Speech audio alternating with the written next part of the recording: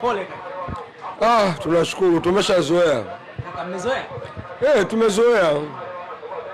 Si wazoea kugawagawa tu sasa hivi. Tumeshazoea. Mmezoea kaje?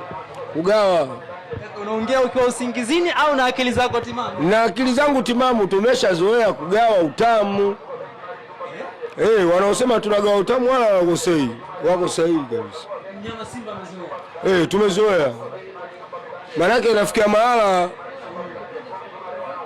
mpaka ni mioyo inakufa ganzi.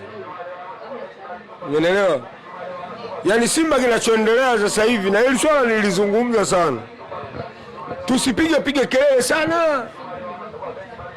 Panapo kuchukua maamuzi tuchukue maamuzi. Kama tunahitaji kuikomboa nini Simba. Lakini hii kupiga kelele wewe nikwambie kitu. Mimi nazungumza. Simba kuna kitu kinaitwa friend of Simba. Ndio aloipiga tai Simba, walipiga roba namna hii.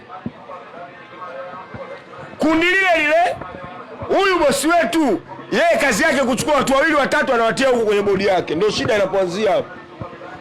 Katika familia, wewe ukiwa na familia ya watoto 6, ukipendea watoto wawili,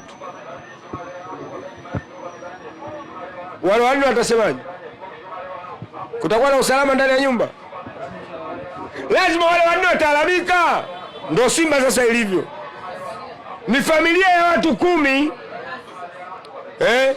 Bosi wetu kapendelea watu pale, kawaweka huku. Hao wengine sasa ndio wanaolalamika na ndio wanaoipigisha shoti timu. Na kama ili tatizo kulitatua na kuliacha, Simba itarudi kule mchangani tulikotoka. Kwa sababu hao waliokuwa ndani nguvu yao ni ndogo kuliko wale waliokuwa nje. Waliokuwa nje wana nguvu kubwa kuliko wale waliokuwa ndani. Ndio shida ilipo hapo. Si umeelewa? Ukiangalia profile ya wachezaji kule hakuna shida kama unavyosema. Profile ya wachezaji wa Simba hakuna shida. Nani asemjua Soa? Mechi 13. Goli 13. Singida Black Star. Nani asemjua ndio Mahema? Nani asemjua Mwalimu Suleiman? Wydad Casablanca. Nani asemjua Rushin Diruku Mamelodi Sundowns? Akapelekwa kwa mkopo Israeli ndo anakuja Simba. Nani asemjua Maurice Ablam? Serbia anakuja Simba.